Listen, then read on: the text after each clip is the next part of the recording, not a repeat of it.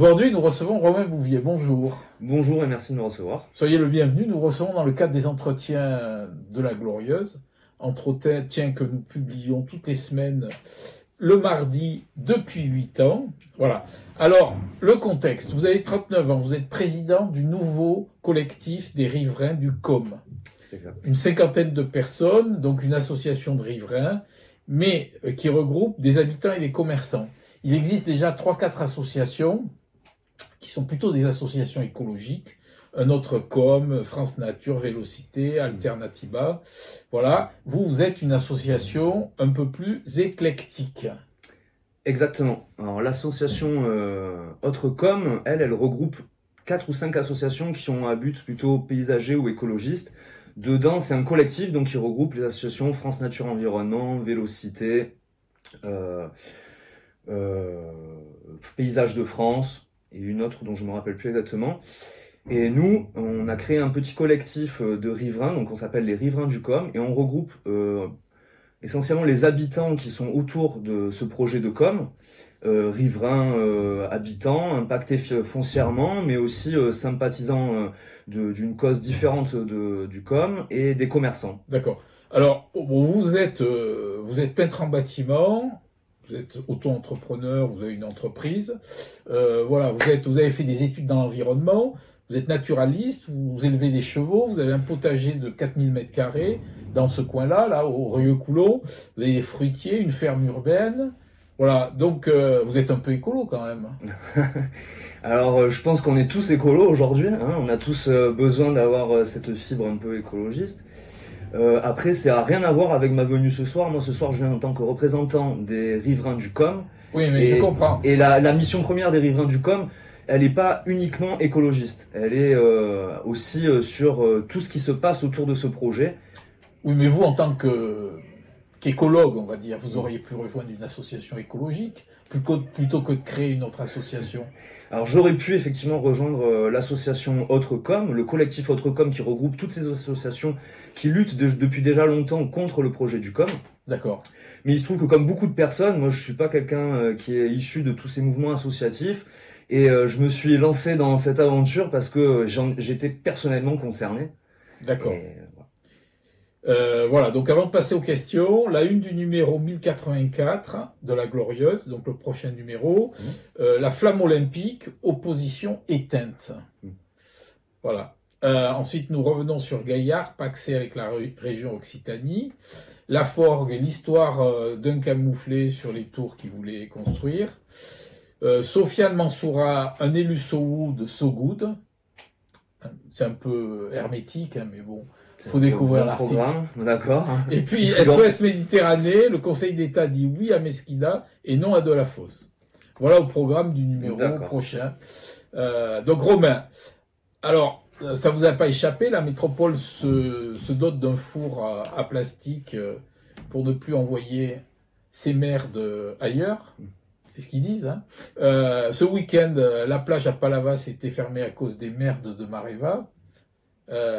Est-ce que le COM c'est un merdier aussi? Alors le COM, un peu pour rappeler, c'est un projet qui est très très vieux, hein, puisqu'il a plus presque 40 ans on va dire, et qui a eu beaucoup de rebondissements. Donc dans ce sens-là on peut dire que c'est un merdier parce que personne n'a jamais réussi encore à le faire, vraiment ce COM. Maintenant, aujourd'hui il y a une volonté de l'État de le mettre en place, mais qui se met à l'encontre de pas mal de petites choses qu'on verra certainement un peu plus tard. Voilà, alors depuis quelques jours, les avis d'expulsion pleuvent. Expliquez-nous. Alors, pour refaire un peu l'historique de ce projet, il y a eu une enquête publique. À la suite de cette enquête publique, il a été donné un avis favorable. Cette enquête publique a été faite sans réellement les documents nécessaires à l'évaluation du projet. La plupart des gens concernés n'avaient pas accès aux documents finaux, c'est-à-dire les tracés, combien de voies, quels étaient les aménagements autour, est-ce qu'on mettait des mobilités douces, est-ce qu'on mettait des haies, etc. On ne savait pas trop. Sur ce, l'enquête publique a été faite là-dessus et le commissaire enquêteur a donné un avis favorable avec quelques réserves. Voilà. Et aujourd'hui, les réserves? Aujourd'hui, on en est là. Donc aujourd'hui, on a plusieurs réserves du commissaire enquêteur, notamment sur le manque d'un document qui s'appelle le VSA 70 à l'annexe 2 de la déclaration d'utilité publique. C'est important. C'est pointu ça. Et les gens peuvent aller voir, hein, c'est public et en fait tout le monde est concerné. Quand il y a une enquête d'avis public, c'est pas simplement les gens qui sont concernés foncièrement ou qui vont perdre du terrain qui vont être impliqués, mais l'ensemble des Montpelliérains. C'est un projet qui va concerner l'ensemble de la métropole même, je dirais, puisque ça concerne Saint-Jean-de-Védas, Juvignac et Montpellier. D'accord. Donc le tracé, il est établi là aujourd'hui? Alors aujourd'hui, le problème qu'on a, c'est qu'on n'a toujours pas de véritable tracé. On a des plans qui sont assez aléatoires. Et donc, pour refaire encore une fois l'historique un peu de l'association, cette association, elle est née de ce manque d'informations. À la suite de l'enquête publique, il y a eu l'enquête parcellaire. Vinci a annoncé à tout le monde, ne vous inquiétez pas, vous aurez toutes les informations sur le tracé lors de l'ouverture de l'enquête parcellaire.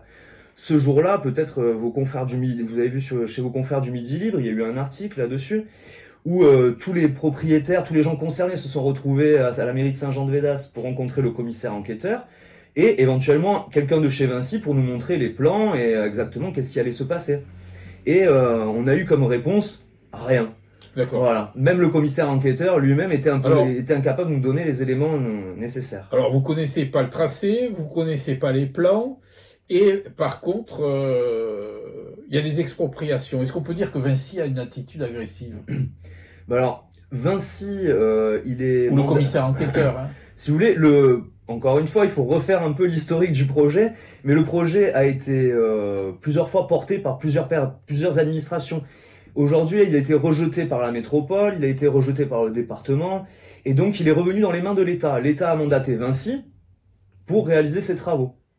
Et Vinci a mandaté une autre entreprise qui s'appelle Géophite pour procéder à toutes ces mesures d'expulsion, de cadastre, etc.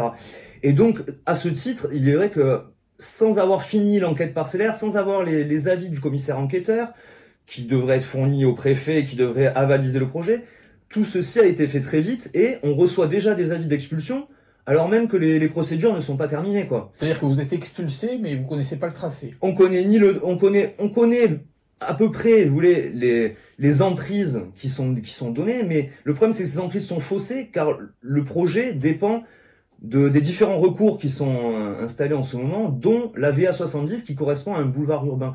Donc ce boulevard urbain, il aurait une emprise beaucoup moindre sur le foncier. D'accord. Donc on marche un peu sur la tête. Quand même. On marche totalement sur la tête. Il nous manque les informations nécessaires, l'État ne les fournit pas, et nous on veut aller très très vite sans avoir toutes les données, quoi.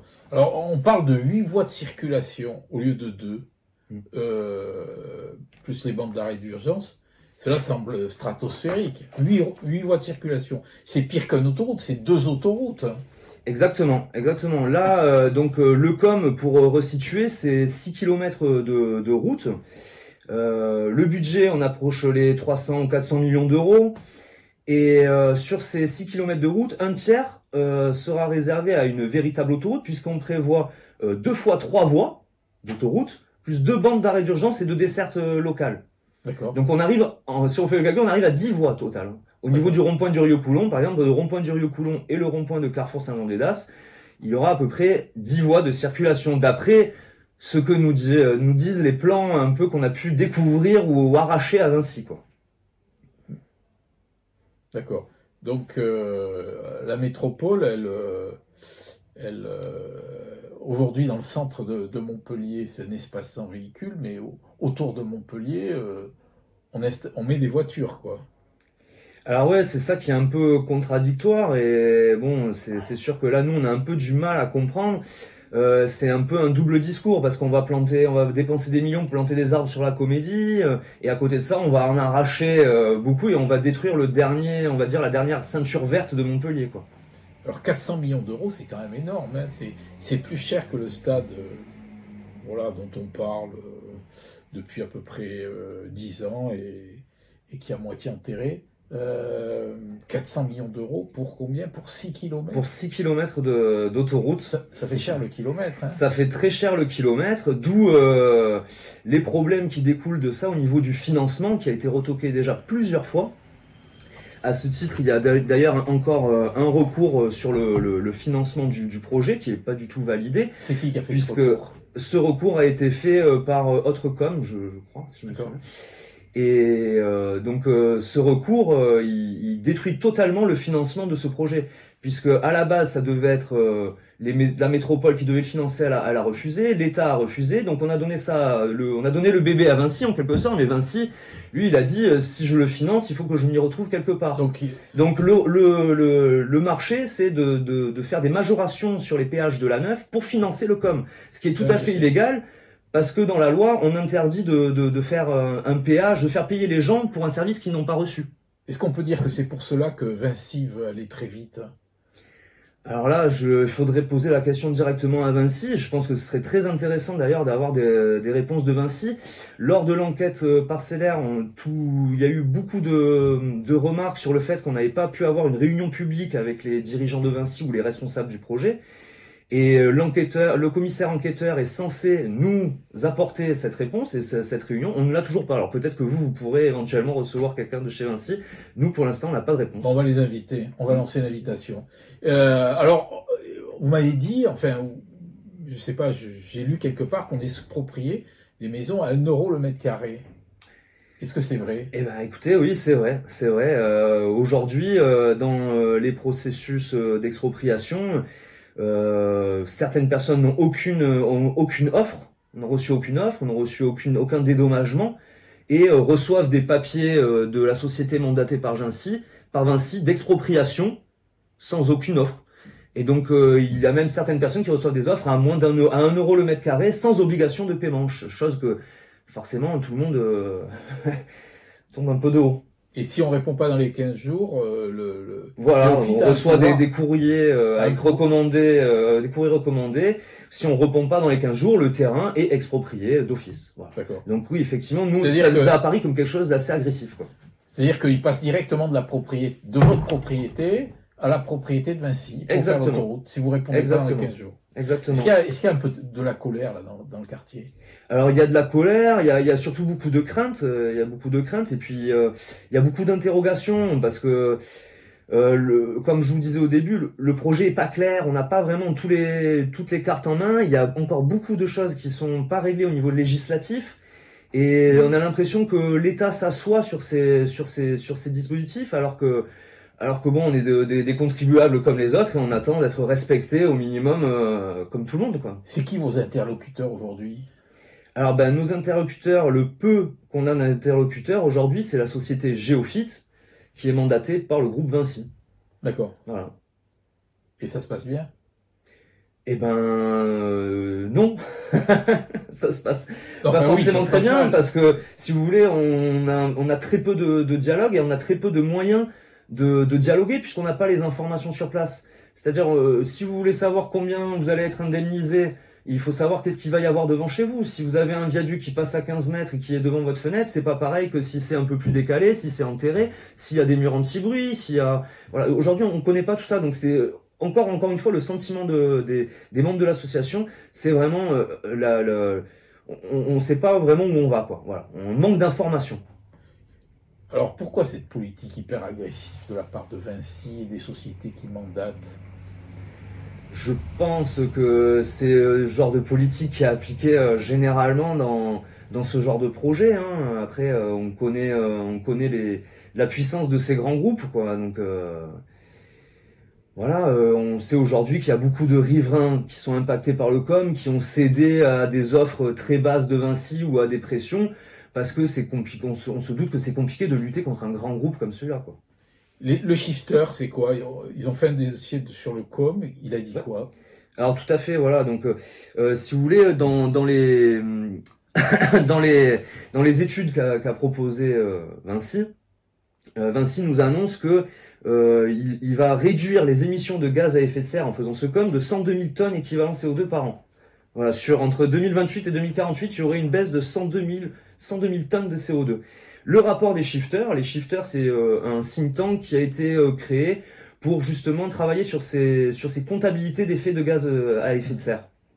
Donc eux, leur travail, c'est vraiment de comptabiliser et de faire des études, voir qu'est-ce que ça va apporter d'avoir 8 voies de circulation, de rentrer là-dedans le trafic induit qui n'a pas été pris en compte par les études de Vinci, alors qu'aujourd'hui on sait que le trafic induit, c'est-à-dire le trafic qui est créé par les nouvelles infrastructures, c'est quelque chose à prendre en compte.